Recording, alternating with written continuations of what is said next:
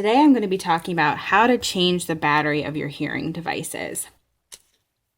So, hearing aid batteries come in 4 different sizes. Regardless of the manufacturer, the number and the color that you see is going to match, whether it's Para One, Energizer, Duracell. Regardless of the company you buy it from, these numbers and colors are going to match.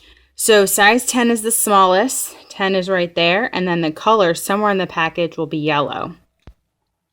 The next size up is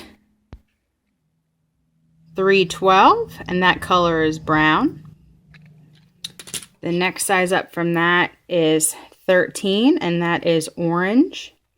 And then the final size for hearing aid batteries is number 675, and that is blue. The type of battery that you use for your hearing aid does not change. It is the same. And we will tell you when you get your device for the first time what size battery you have. Now, a custom device like this, there is typically a latch somewhere on the device that you use to pull open.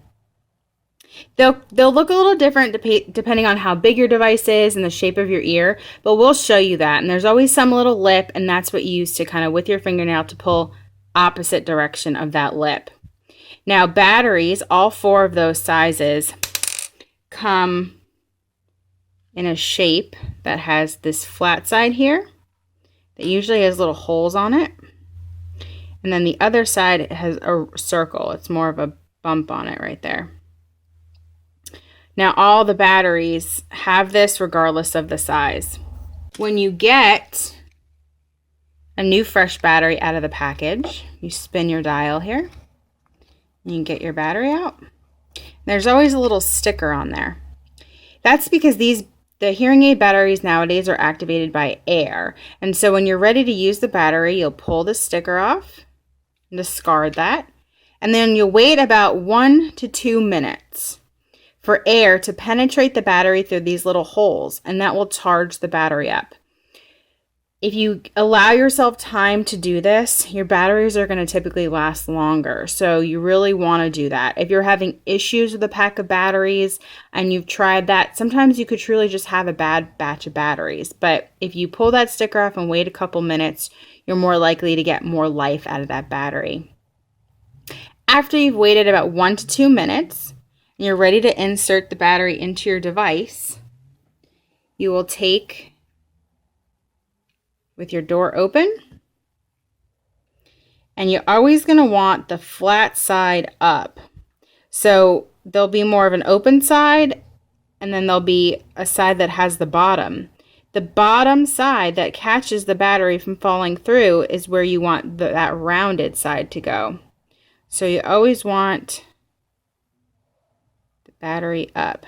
It should fit nice and snug and flush in the device. And then you're ready to close it firmly. There's usually a click, and that's when the battery will start up after a couple seconds. At nighttime, when you're ready to go to sleep and no longer use your devices, to save battery life, you'll just want to open the door even slightly. Once you break that connection, it'll turn off, and that's when you can place it in your case for the rest of the night. That was a size 10 battery. The same is to be said for a 312 battery. If you have a device that's a behind the ear like this, you still have that bottom side that catches it, and then the top side. You want to put the battery nice and flush, flat side up, and then you can close it. Once again, at nighttime when you're done with it, all you have to do is open that even slightly. You break this connection, and then it's off. I'll do the same thing for the 312, or the 13, excuse me. And then for the 675.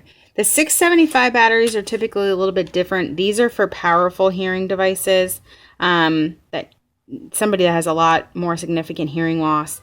And It still has a round and a flat side, but usually these bottoms are they open on both sides.